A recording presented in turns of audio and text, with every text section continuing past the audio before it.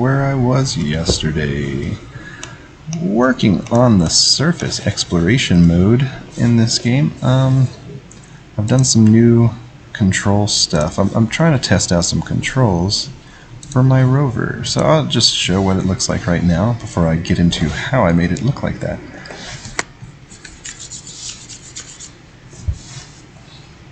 I've actually tried multiple movement types.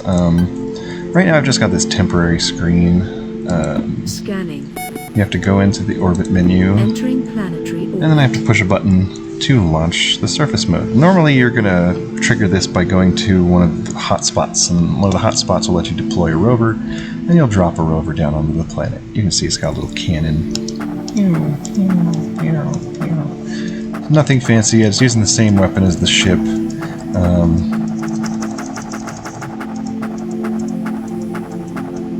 There's some collision stuff that makes it look a little short, but... So, the first method of movement is the 90-degree turn grid-based movement. Pushing up will always move you forward.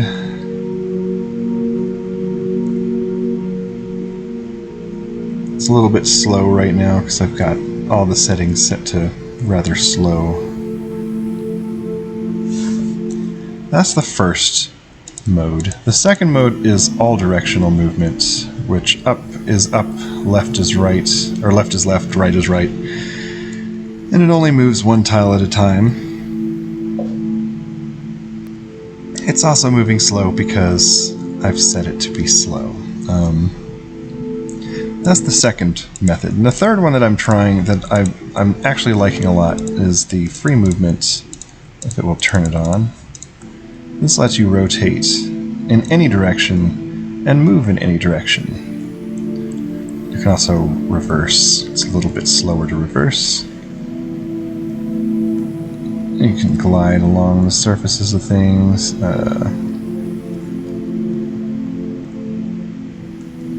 I feel like this feels pretty decent. I want to add a little bit of acceleration, I think, to speed it up from a dead stop instead of jumping into full speed. I'll try tinkering with the speeds just a little bit to see if I can pull that off correctly.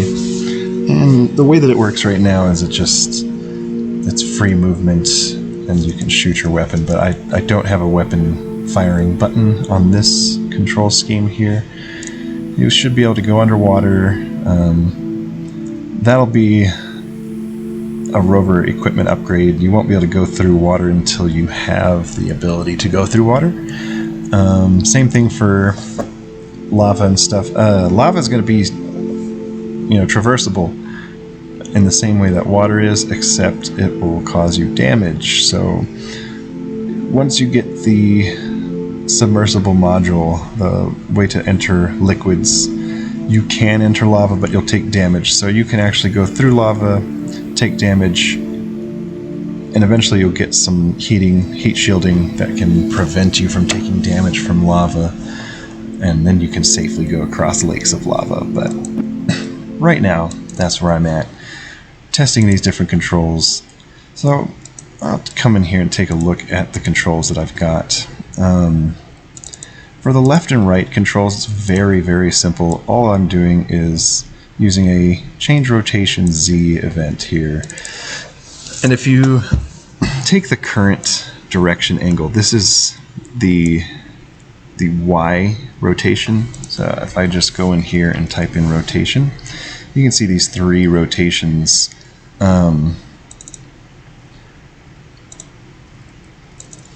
Rotation Z, not rotation Y. Rotation Z is direction angle, and since we're playing in a top-down view, Y is up and down, X is left and right, and Z is forward and backward, basically in and out of the screen. So it's basically just grabbing the Z rotation, or the direction angle, and subtracting this tiny value of 0.05. I can change this later to an equipment statistic or a variable, anything that I really want in order to change what this number is, or the turning rate. Right now I'm just keeping it at 0.05, and it's the same in the left and the right controls. And in the each of these, there's a little loop set up. And basically the loops are set up so that you can hold down the keys. And holding down the right key here will actually cause it to go into this delay, which is a 0-second delay. All that is a 1 frame delay. If you use a 0 as your delay, it'll only delay for a single frame. And that's enough to keep it from hanging up. If you were to take this out and just loop it to this, it would actually hang up your game every time you held down the right key. So every time you want to use one of these, just put a little loop delay here of 0. Now, in the up control, this is where it's a little bit more complicated. It's not as complicated as it sounds, but it is slightly more complicated. It's using a little bit of math. All I'm doing is using these change velocity x and change velocity y events here, taking the current velocity x, which is actor rover dot velocity x, just grabbing the current velocity x and adding this long value here to it. And it's easier to see if I grab one of these text files here. Geometry dot direction point x. Now, when you're working with this use value, you can see all of those much easier. Let me just grab any, not a comment, log. Now, if I go into here, click include all, and I type direction point. I don't even have to type direction point. Direction point x. What this is it returns the projection of the angle on the x-axis. I cannot tell you exactly what that means. However, using, this little chunk here, we can see that the origin is 0. So I'll leave that as 0. The direction is going to be the rover's direction angle. That's a different value. A direction angle, I believe, might be this one. Angle between directions. No, that's the difference. So I don't remember which use value that is. Direction angle, pretty much, that's the one that you want. That's going to be the rotation, I believe. Yeah, rotation z of rover. That's the direction angle of the rover. That'll be whichever direction it's pointing on the z-axis. So it'll be pointing up here, pointing to the left, pointing up. And the length is going to be the value that's currently stored inside the rover's engine, which is how much... Basically, this is the same as the thruster power on the ships. So this could be anything, but it'll basically be 0.05 for what I've got stored in there. And you get this big, long use value. And that's basically just, I think it's projecting a line from here towards, in the direction that the actor is facing. And it will, it's hard to explain because it's going to make a line in the length of this value. So it's going to push it, sort of push it in a direction, in an angle. But you need this for both the x and y values. So I've got the same thing, the actor rover's velocity y value.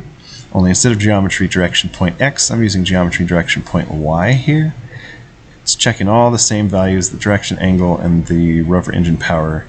So it's just getting a, I think it's a -1 to a +1 type value. So the number could be anywhere in between -1 and +1. So it could be 0.3, 0.5, -0.2. And all that's really doing is telling me which direction I'm getting shoved in.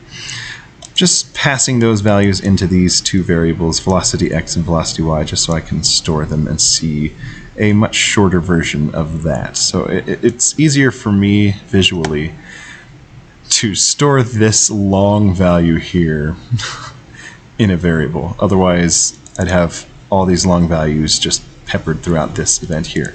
The push event, what this one does is it's kind of like the slide event in 001 in that it shoves the actor in a certain direction, which then glides into place, or it pushes it out of the way of another actor. And this is one of the better movement events, I think, because it still works.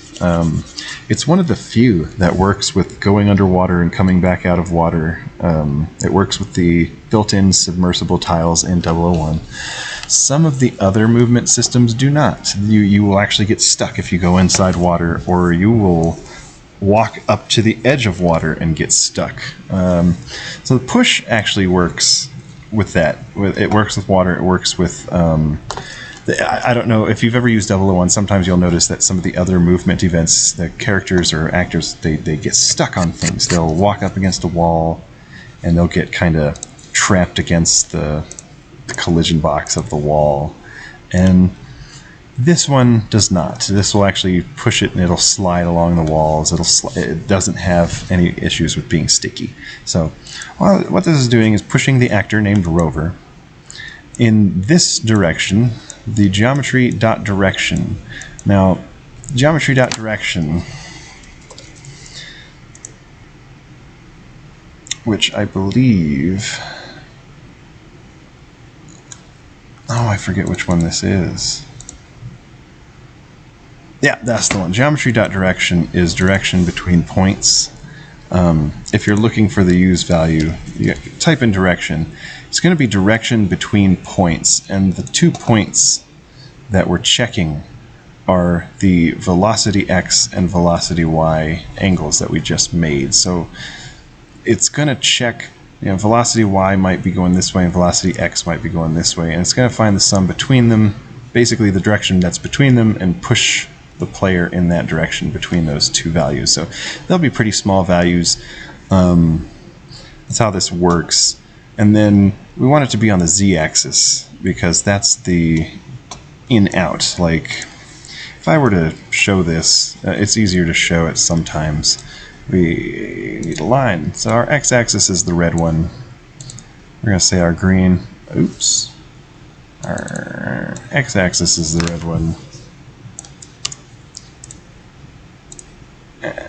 I mean our y-axis. Our y-axis. I keep doing this wrong. Y-axis is the green one here. Red axis is... Wow, I'm so bad at this, you guys. I'm going to use paint in a while. Green for y and red for x. How stupid. I can't believe I did that so many times. So there's a third one, the z, which technically in top-down is just going to be this little dot in the center. Technically, it's the in and out, which goes straight through the center. This is as if we were looking at it from an angle, but if it were true top-down, this line's right in the center, coming towards you and moving away from you. But for visual sake, we'll just draw this line between the center here. So we have our y-axis, our x-axis, and our z-axis, which means that rotating or pushing along the xy. So if we're going by z relative to z, it's going to be pushing it along up and down on the x and y axis.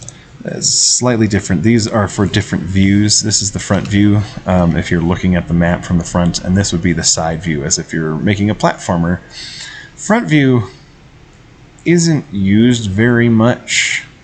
At least I've never used it. I don't know how many people do use front view, but you can. And then there's another control loop here. If the player is holding the up button, go over here to do a control loop delay, and I've got it set to 0.01 instead of 0.1 just to allow for these to kick in. These right here, the change velocity x and y to 0, all that's doing is resetting the velocity every single time you're holding the control, because otherwise the player rover kind of glides in a certain direction. It'll continue to move in the direction that you push it, unless you add a force, a drag force to the rover, which I did. I did do that just to temporarily have it in there in case I need it. You go in here to the actor player rover actor. There's a little timer in here, and all it's doing is multiplying the velocity values by this teeny tiny number here, 0.25. The closer you get it to 1, the more floaty or glidey the movement will be. And the closer to 0, the more it acts like real gravity or friction.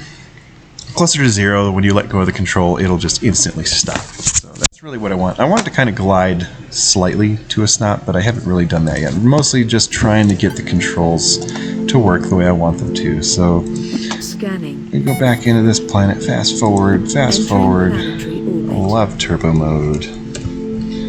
And put back our free move controls. So the speed of turning is a little bit too fast, but ultimately that's what it looks like, as I showed you just a little while ago. There's a couple things I want to tweak. I think I want to shrink the collision box just a tiny bit so I can get a little bit closer to the tiles, because these are squares and their boundaries actually go out beyond the edge of the curves here. It'll actually stop along this edge because there is space, and it's a square, so you can actually squeeze in here, but it still looks like you could go right there when you can't. And I actually do not have a way to fix that. That is how it is going to be. There is no, to my knowledge, there's no way to make that look nicer because of the way that I have to make these tiles. I don't think it looks that bad. It might be slightly remedied if I change the collision box, so I'll actually try that really quick. The way you do that, most people who work 001 already know how to do this, but I'm going to come in here. This is my collision box. I'm just going to shrink it in just a tiny bit so that's right on the wheels, and the front and back are kind of poking through. That might not be what I want, but we'll see.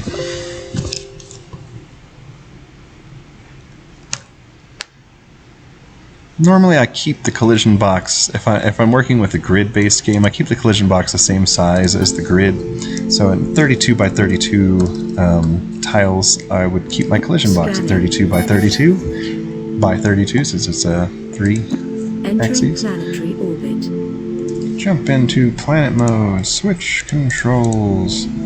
Alright, so now we can get just a tiny bit closer, but you'll see that now the nose goes into the wall, so that's not quite what I wanted.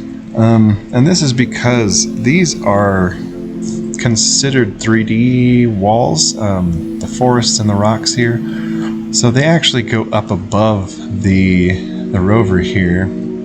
So that's not ideal. I don't really want the rover to be able to drive that close, because it loses its front and back ends underneath the walls. So let's go back and change that back. That is not what I want at all. And so we'll scooch it to the front end, and we'll make it even around the edges. Oh, the other thing I do, if I'm working with a grid-based game, I do tend to leave rotate collision with direction off so that the square is always in the same position. When you start rotating collisions, it depends on the type of movement you're using, but this one won't really be affected, so I could rotate the collision. It's just, in a grid-based game, sometimes you'll get stuck on things if your collision box is rotating with the graphic, but you're moving in increments of 16 or 32. Sometimes you can get stuck on stuff. I don't know why. Scanning. Scanning. Turbo mode. Entering planetary orbit. So, that, back to default, we don't pass through the walls anymore. You can see the whole rover. This nice little rain effect going.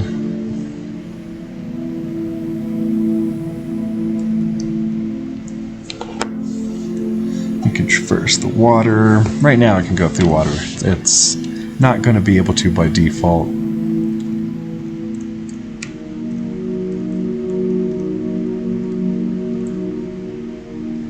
There's a cool addition though. That'll make it a nice obstacle. Nice set of obstacles later. Liquids and stuff you can go through. Don't need that. So that's my control setup. Now, I can take a peek at some of the other ones because it's useful to at least know a couple different kinds of controls. And I work with more complicated ones sometimes. This one's a bit more complex than it should be, as it actually has to check to make sure the rover's not moving or turning, and does a few loops here. But the most useful move event in 001 might be the walk to location, because it can actually check whether the actor can move or not, and if it can't, you get a second condition. So if you're up against a wall and you try to move to the right, but you can't move to the right because there's a wall there, or move right, you can set it up to face to the right instead, so that at least they'll look at the wall instead of try to walk through it. But most of the other move events, if there's something in the way, the player will just walk into it and get stuck. So I use walk to usually. The other one I have is the multi-directional control. All it does is check to make sure the rover's not moving before allowing you to walk to location again, and it's the same type of movement. Walk to location is probably my favorite. It's just much simpler, because in this case it lets you rotate left and right.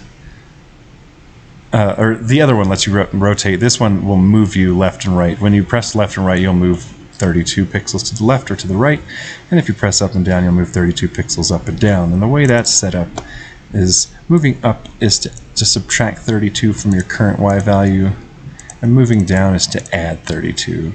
So it's basically the same for X and Y. If you want to move right, you'll add 32, and if you want to move left, you'll subtract 32 to your rover or your actor's X value, because that's the left and right.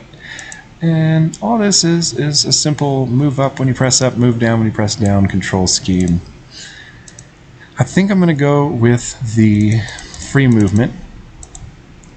The down control here stops the deceleration, or reversing, not deceleration, because instead of it having a complicated reverse script, I'm just using the built-in forward-backward movement event.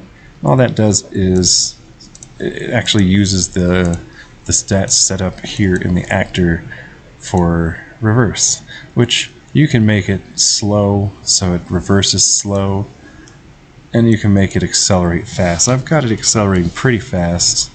I actually don't think that's even coming into play right now. Neither of these, the acceleration and the speed, all that's being controlled by the dampening and the controls themselves. So I'll get back to that once I start getting more in depth with the rover. So now I'm putting together lists of tiles for putting together my terraformations, or all my auto tiles, and it's just nice to have, like, a list for when I'm making things. I can at least sort of keep track of what I'm going to need, what I have already made. And I'm testing a few things like mineable ores and crystals, ice. There's a few things that I want to try, like dirt and rock. So rock is going to be solid, too solid for the rover to ever get through. And there might be, I think, stuff like dirt and ice that you can shoot out of your way. I just haven't gotten around to implementing those yet. But at the very least, I want to include some kind of destructible terrain, I think.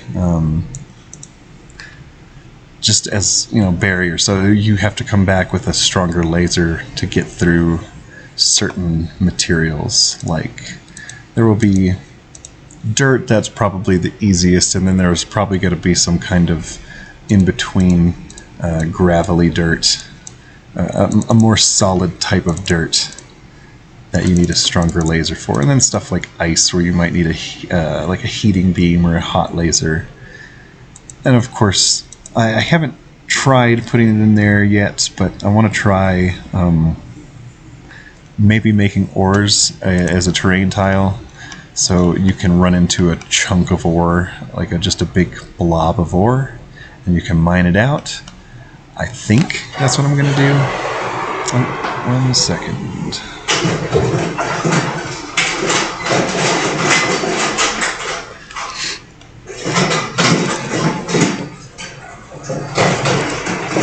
One's a little shaky.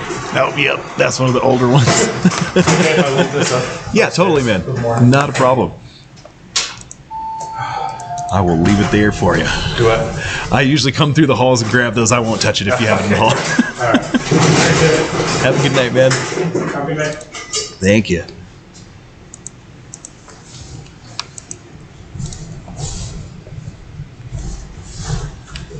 So, if you're wondering, I work at a hotel overnight doing audit stuff. I work at a front desk, so sometimes I have guests or people come by. Small interruptions, nothing really that I have to get up and run about most of the night. Sometimes I do, but usually not. So, I've been putting together all these tiles. Really what I'm trying to do is compile a list of all the tiles I'm going to need, like grass and forest and water. I'm going to need different types for different types of planets, like the volcanic planets or snowy planets. Those are going to need ice, snow, lava, basalt, and ash. And for desert planets, there's going to be a couple different kinds of sand. There's going to be sandstone, which I haven't added yet. But sandstone, and there's the universal types that this will be one of the more complicated ones. I'll have to make tile transitions for all of these. Solid rock is going to be just a gray, that's this gray rock here. I might come up with a couple different kinds of designs for the rock, but really I want it to be very similar, where you know this is the boundary. Solid rock's going to be the boundary where you cannot pass. The rover can't drill through solid rock. But it can drill through various ores, it can drill through dirt. It'll have a mining laser, not a rock laser. I don't know. It's fantasy sci-fi, so we'll just go with the rules of sci-fi. And then, of course, there's the other things like dirt, which, dirt's pretty universal. Dirt and rock being found on almost every planet. Ice will only be found on planets that have snow or temperatures that are cold enough. I'm probably not going to mix terrain types too much, but we'll see. It's mostly going to be a lot of brainstorming for that process. So the movement for the rover is pretty similar to the spaceship. It's using a drag value, and it's pushing the ship, or it's pushing the rover, but the ship is using some different math. It's using sine and cosine math here to change the velocity values. And I think I get a better result out of that as far as the ship's statistics. So when I want to control how fast it's going or cap its speed, that's a better approach. Here's an example of how you can sort of see these are different tile depth. That's something, if you're working in 001, you can click this right here, this little visualize layers button, to turn off the walls. If you turn them all on, when it's all gray like this, this shows you everything at once. And you can visualize each layer. This shows like the blue, I think, is the ground layer, and then this is your wall layer, the reds, which there are none. The upper layer, I think green's the wall layer. It's been a while, but you can turn them on, or you can visualize where they are. So I usually keep them off just so I can see where everything is. And the way you can tell, if I were to change the camera here to isometric or something, you can actually see that these have depth. So it's like driving around inside a maze. Let's make it 3D so I can rotate it. And it's just got sides, but from the top you can't really see that these are walls blocking the player from moving, but just as an example so you can tell where the walls are. Those are set up in the tileset editor by changing the layer to wall type. And when you're working with the walls, you get a whole different set of things. So ground tiles, they're just flat. You can't add collisions to them. You can't really do anything with them, but you can import image files only. You can add variation to them, color variation, and you can use terraformation graphics. So ground tiles are one of the only ones that work with terraformation.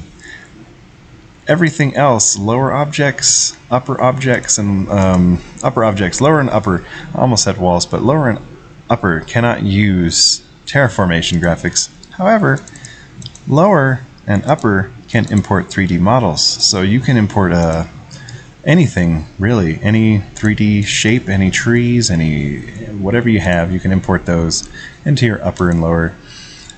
And then you have the wall layer. The wall layer is this built-in thing that 001 has. It's a feature that does work with terraformation.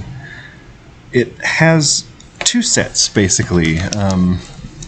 This tile here is the side, what you see all along the edges of these tiles. This is the side tile.